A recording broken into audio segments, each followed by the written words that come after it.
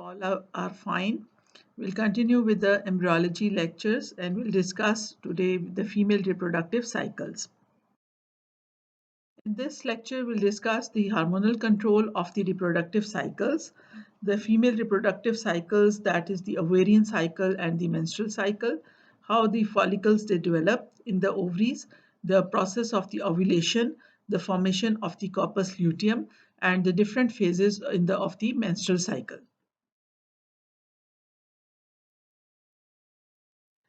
At the age of the puberty, that is the 10 to 13 years, the females they undergo the cyclic changes which takes place in the ovaries and the uterus.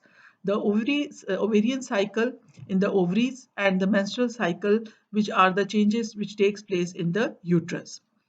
The ovarian cycle, it governs the preparation of the endocrine tissues and the release of the eggs.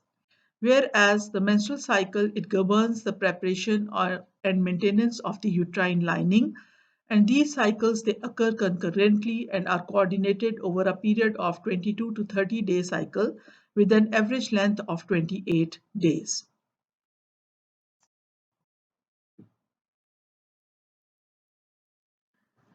So the hormonal, they are under the control of the hormones. This diagram showing you the events which are taking place in the ovaries. These are the events which are taking place in the ovaries, and this is the lining of the uterus, that is the endometrium.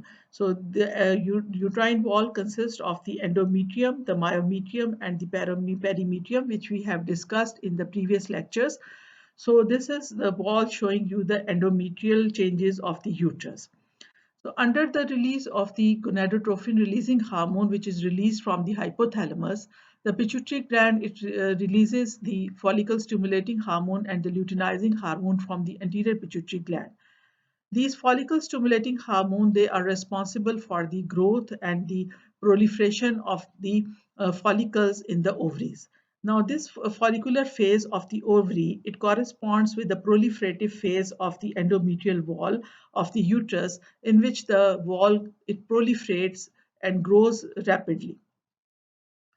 So at the day 14 of the cycle, there is an LH surge, or the peak of the luteinizing hormone, and under this surge, the ovulation takes place, that is the release of the ovum from the follicle.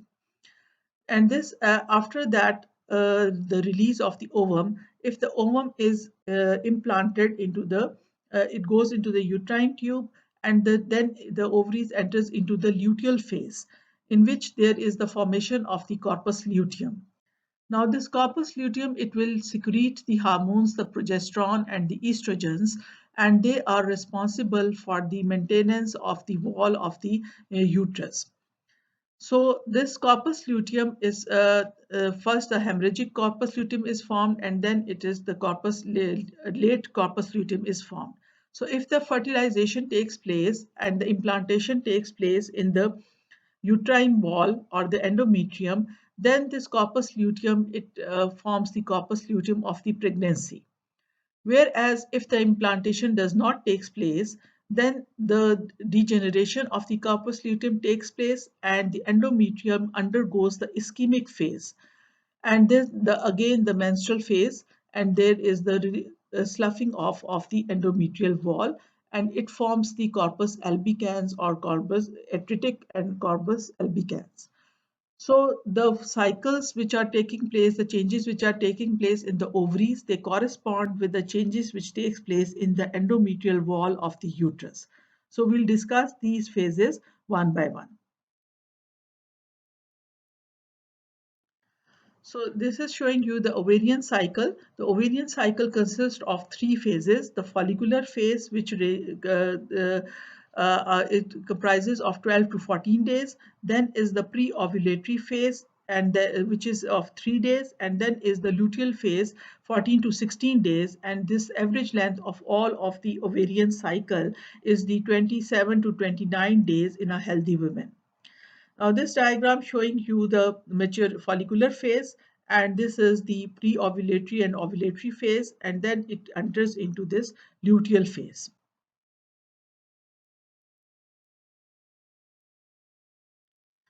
In the follicular phase or the development of the follicles, it is characterized by the growth and the differentiation of the primary oocytes and the proliferation of the follicular cells, the formation of the zona pellucida, and the development of the theca cells from the ovarian stroma, which then differentiates into the theca externa and the theca interna cells. And there is the formation of the fluid in the fluid-filled cavity, so that the oocyte is shifted to one pole, and it is surrounded by us follicular cells, which are formed the cumulus oophorus cells. So this the follicular development, which is under the release of the gonadotrophin releasing hormone, that is the follicle stimulating hormone and the luteinizing hormone. So as we have discussed, the follicular cells, they first form a stratified layer around the ovum, then they become oval and the oocyte eccentric in position, and the follicular cells, they proliferate, their proliferation is greater on one side. The fluid-filled spaces which appears around the cells, they coalesce soon and they form a single fluid-filled cavity, which is called the follicular antrum, and the ovarian follicle is now called a vesicular follicle or a secondary follicle. The primary oocyte, which is pushed to one side of the follicle, it is surrounded by a few of the follicular cells, which are called the cumulus oophorus, and they projects into the antrum. So this early development of the follicles, it is under the release of the follicle stimulating hormone, and the final stages, they are the requires the luteinizing hormone elsewhere. So growing follicles, they produce the estrogens, which are the female sex hormones, and they regulate the development and the functions of the reproductive organs. So estrogens, they are predominantly formed by the theca interna cells.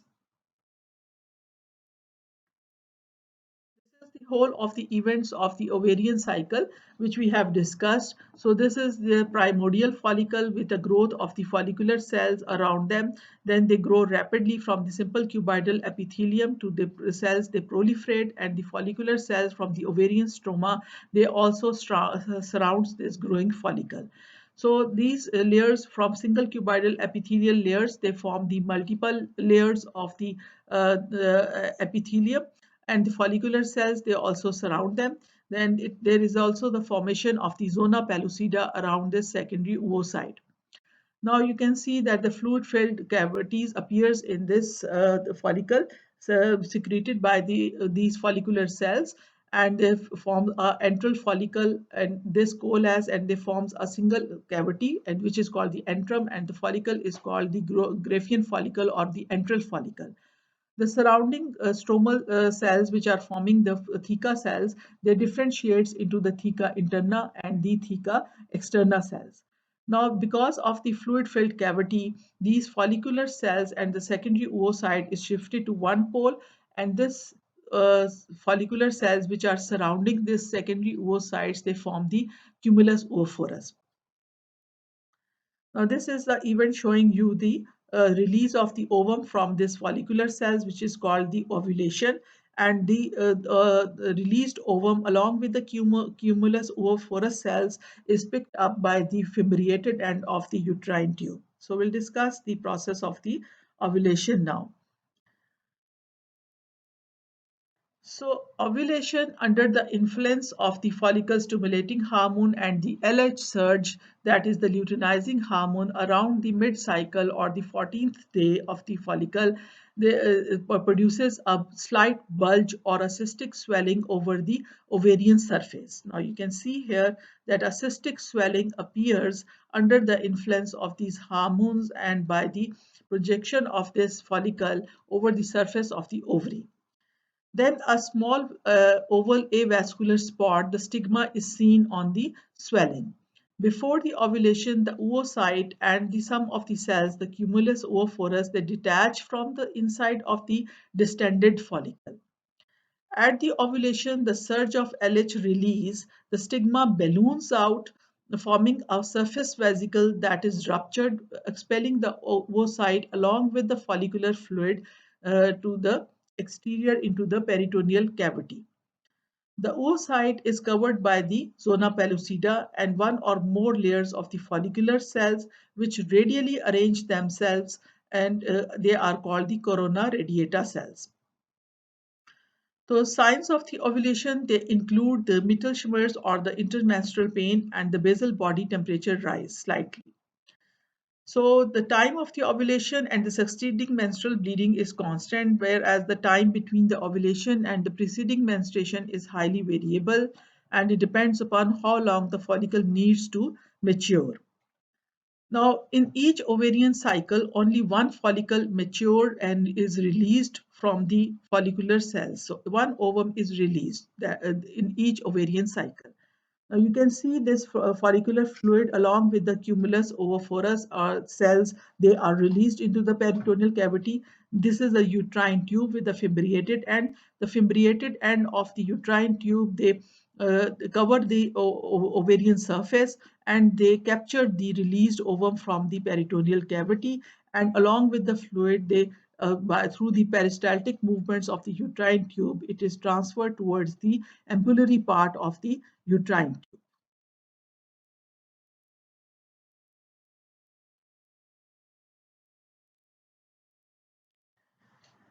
So this is showing you the luteal phase. So after the release of the ovum along with its cumulus oophorus cells, this is a ruptured follicle.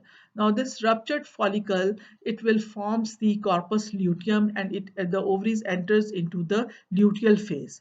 So this early corpus luteum, it first forms the corpus hemorrhagicum before it becomes a corpus luteum. So these leftover follicular cells, they will secrete the progesterone, and this progesterone will be responsible for the growth and the maintenance of the endometrium of the uterine wall.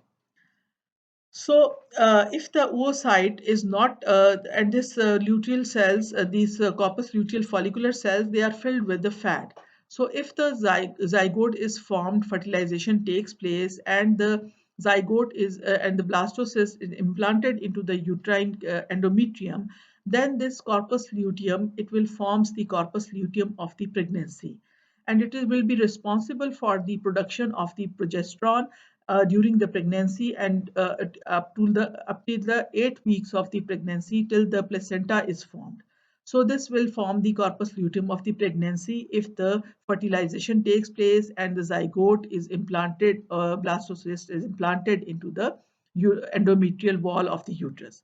But if the fertilization does not takes place, then this corpus luteum, it starts regressing, and it forms the corpus albicans, and it becomes atretic. And then the endometrial wall of the uterus, it goes into the ischemic phase. So the menstrual cycle, or the changes in the endometrium of the uterus, they corresponds with the ovarian cycle. So the menstrual cycle, they can be divided into the menstrual phase, which is from day 1 to 5, and then is the proliferative phase, which corresponds with the follicular phase of the ovaries, that is day 1 to 13. Then is the luteal phase from day 15 to 28, and the ischemic phase, which is in the last days of the luteal phase. This is a wall of the uterus, the endometrial wall, showing you the layers of the endometrium. So this endometrial wall has the two layers. The this is the endometrium, and below is the myometrium, which is formed of the smooth muscle cells. So the changes in the uterus, they takes place only in the endometrium. The endometrium has the two layers, the stratum basale and the stratum functionale. Now the stratum basale, it remains intact, and it has all the spiral arteries, and these spiral arteries, they grow into the stratum functionale also. So this stratum functionale has the uterine glands, which are very tortuous, and the spiral arteries, which are present here. And this is the proliferation of the stratum functionale, which takes place in each of the uterine cycle or the menstrual cycle. Now, during the menstruation, only this stratum functionale, it is sloughed off, and the stratum basale, it remains as the during the menstruation, and serves as a source of regeneration of the stratum functionale. So in each cycle, only this stratum functionale along with the blood vessels, it is sloughed off.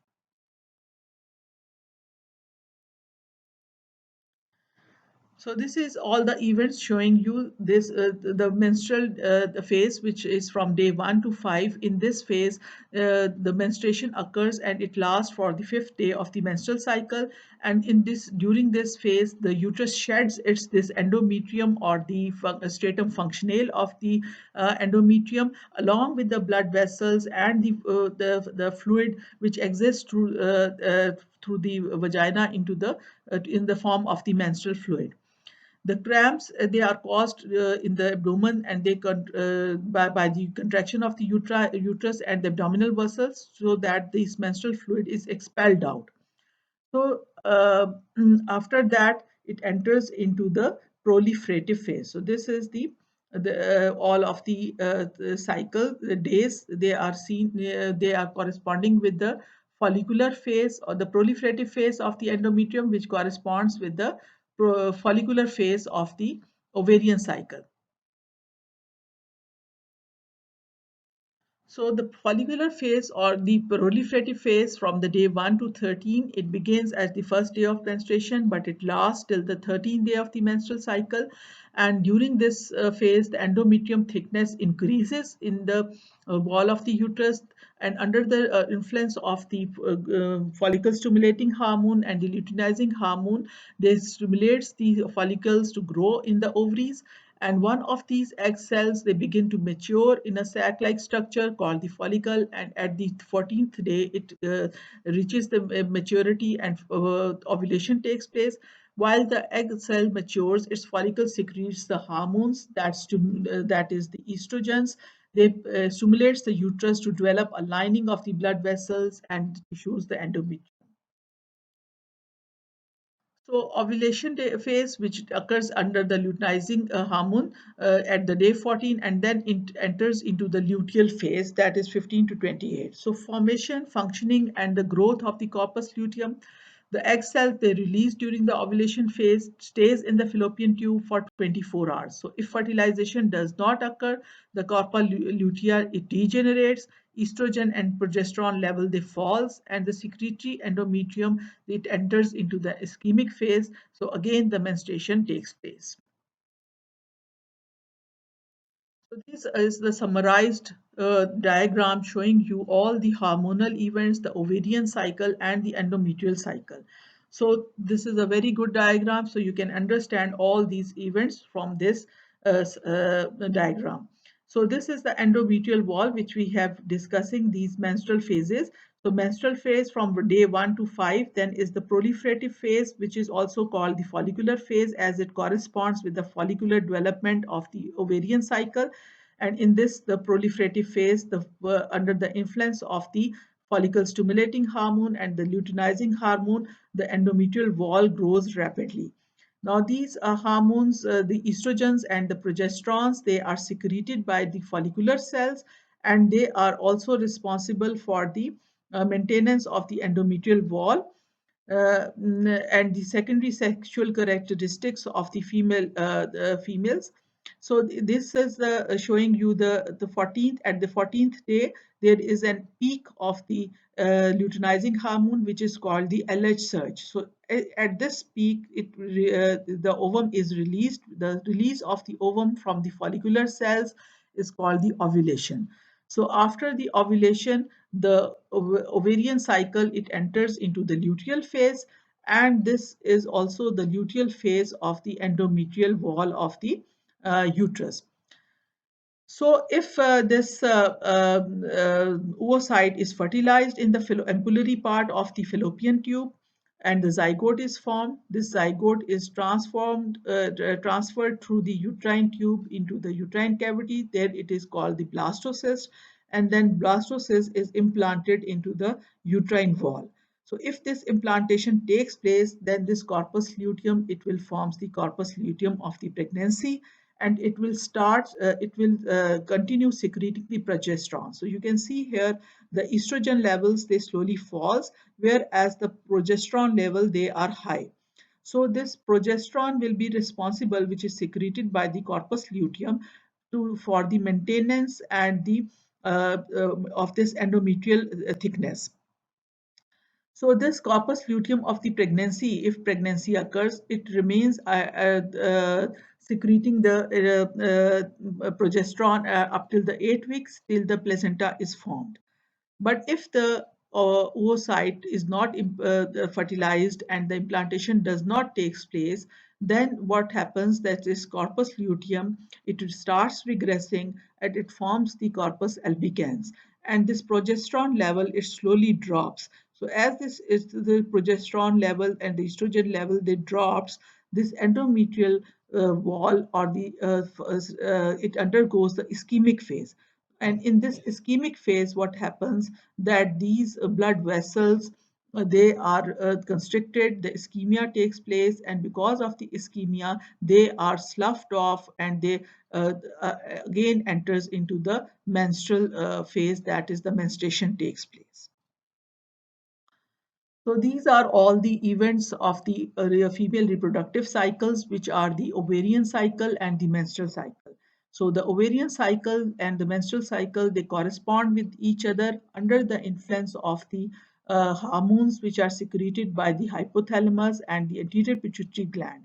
So, and then estrogens and the progesterones, which are secreted by the follicular cells. So these are all the events. So if you have any query, you can ask me on the WhatsApp group.